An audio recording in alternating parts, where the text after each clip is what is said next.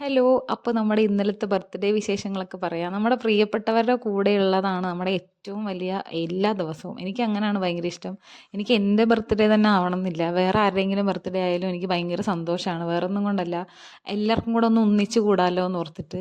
ഇന്നലെ ഞാൻ ശരിക്കും പറഞ്ഞിട്ടുണ്ടെങ്കിൽ കേക്ക് കട്ടിങ്ങിനെ പറ്റിയൊന്നും ആലോചിച്ചിട്ടേ ഇല്ലായിരുന്നു. പക്ഷേ ഞാൻ വന്നു കഴിഞ്ഞപ്പോഴത്തേക്കിനും എനിക്ക് എൻ്റെ ഫ്രണ്ട്സാണ് ഏറ്റവും ആദ്യം ഒരു സർപ്രൈസ് തന്നത്. അത് ഭയങ്കര സർപ്രൈസ് ആയിരുന്നു. ഞാൻ ഒരിക്കലും വിചാരിക്കാത്തൊരു കാര്യമായിരുന്നു. ചിലരൊക്കെ പറയാറുണ്ട് എല്ലാ ദിവസവും ഒരുപോലെ തന്നെ കൊണ്ടുപോകാൻ വേണ്ടിയിട്ട് ശ്രമിക്കണം, അതാണ് ഒരു പക്വതയുടെ ലക്ഷണം എന്നൊക്കെ. പക്ഷെ ഞാൻ നേരെ തിരിച്ച് ചിന്തിക്കുന്ന ഒരാളാണ്. നമ്മൾ എല്ലാ ദിവസവും ഒരേപോലെ കൊണ്ടുപോയിട്ട് എന്താ അത്ര ഗുണമുള്ളത്? നമ്മൾ എല്ലാ ദിവസവും കുറച്ച് വ്യത്യസ്തമായിട്ട് കൊണ്ടുപോകാൻ നോക്കണം, എങ്കിലേ നമുക്കും ലൈഫിൽ മുന്നോട്ടൊരു ഇൻട്രസ്റ്റ് ഉണ്ടാകത്തുള്ളൂ. എന്തായാലും ഇവർ കേക്കൊക്കെ വാങ്ങിക്കൊണ്ടുവന്ന് എനിക്ക് ഭയങ്കര ഇഷ്ടമായി. ലൈഫിൽ ഒരുപാട് ഫ്രണ്ട്സ് ഒന്നും വേണ്ട.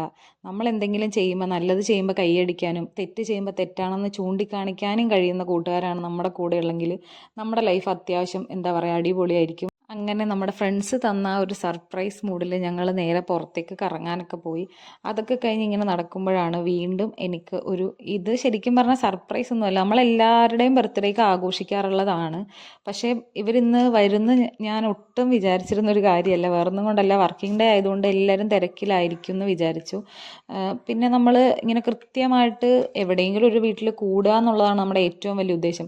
ഞങ്ങളുടെ ഫാമിലിയിൽ ഞങ്ങളിപ്പോൾ ബർത്ത്ഡേ ആണെങ്കിലും അല്ലെങ്കിൽ എന്തെങ്കിലും വെഡ്ഡിങ് ആനിവേഴ്സറി ആണെങ്കിലും നമുക്ക് ആ ദിവസത്തെക്കാളും വലിയ പ്രാധാന്യം ഞങ്ങൾ കൊടുക്കുന്നത് ഞങ്ങൾക്ക് എല്ലാവർക്കും കൂടെ കൂടാനുള്ള ഒരു അവസരം എന്നാണ്.